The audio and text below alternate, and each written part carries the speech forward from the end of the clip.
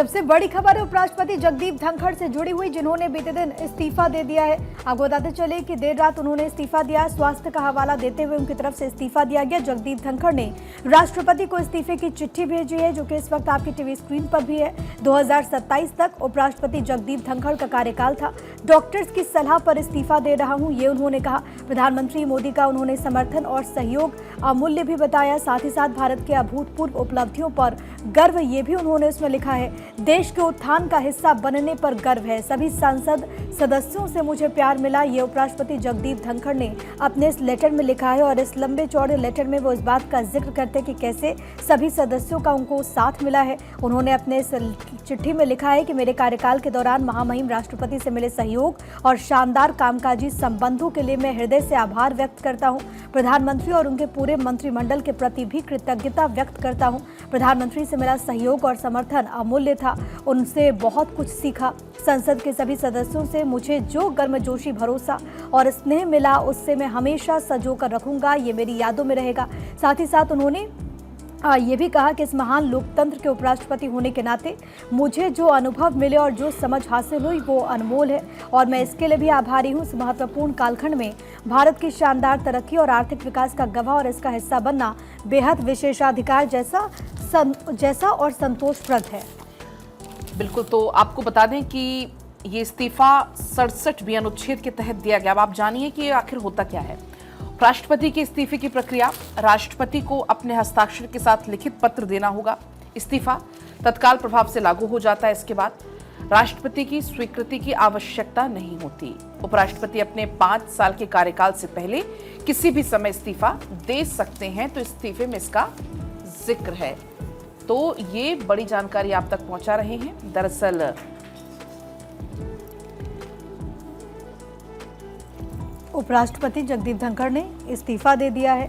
अब सबसे बड़ी बात है कि उपराष्ट्रपति के पद छोड़ने के साथ ही राज्यसभा के सभापति पद भी स्वतः रिक्त हो जाएगा। उपराष्ट्रपति सदन के पदेन सभापति होते हैं और ऐसे में इस्तीफा तत्काल स्वीकार होता है। तो मॉनसून सत्र में राज्यसभा की पूरी कार्यवाही उपसभापति हरिवंश या फिर राष्ट्रपति की ओर से अधिकृत सदस्य चलाएंगे। आपको ये बताते चले कि बीते रात उनकी तरफ से इस्तीफा दे दिया गया है। स्वास्थ्य कारण, इसके पीछे बड़ी वजह आपके टीवी स्क्रीन पर अनुच्छेद 67B के बारे में मैं आपको बता रही, क्योंकि इसी के तहत उन्होंने इस्तीफा दिया है। अब आपको बताते चले कि उन्होंने जो चिट्ठी लिखी उसमें वो इस बात का जिक्र करते हैं कि उपराष्ट्रपति होने के नाते किस तरीके से भारत की विकास यात्रा को उन्होंने देखा है। और वो कहते हैं कि जो पूरा सफ़र रहा वो अपने आप में संतोषजनक रहा है।